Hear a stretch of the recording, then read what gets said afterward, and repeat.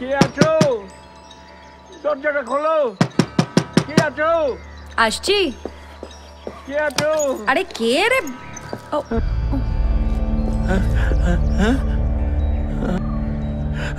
ওই ছেলেটা কোথায়, যার চোখ দুটো আমি চিনি? চেনা চোখ। এখানে কোনো ছেলে থাক? না না না না, চেনা চোখ, চেনা চোখ।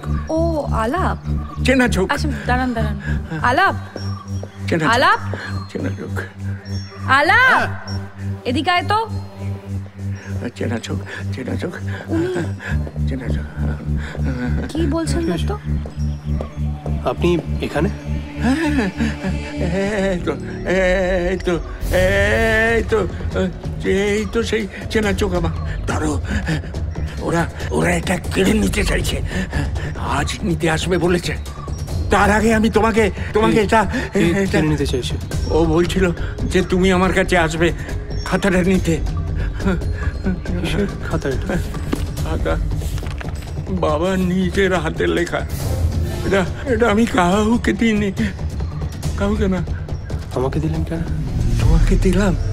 তোমার চোখ দুটো না, চোখ দুটো খুব মায়াবী।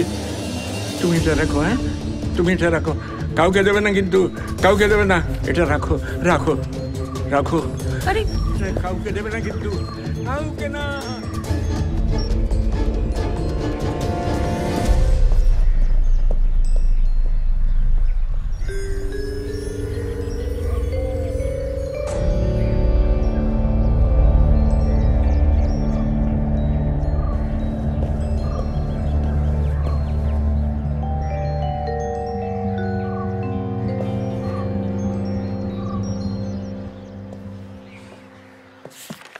দাঁড়াও, ওই খাতাটা আমার বাবার, আমাকে দাও। আলাপ, কি হলো? কানে কথা গেল না?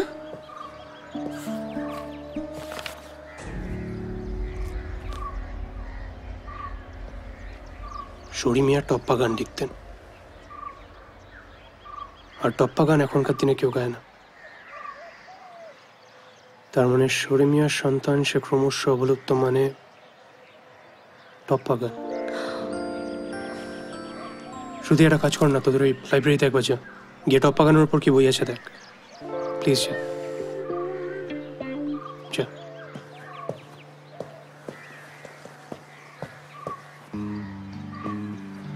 পাঞ্জাব থেকে বাংলার রসে করেছেন যিনি সিক্ত। এই টপ্পা গান প্রথমকে বাংলায় নিয়ে আসে, সেটাই খুঁজে বের করতে হবে।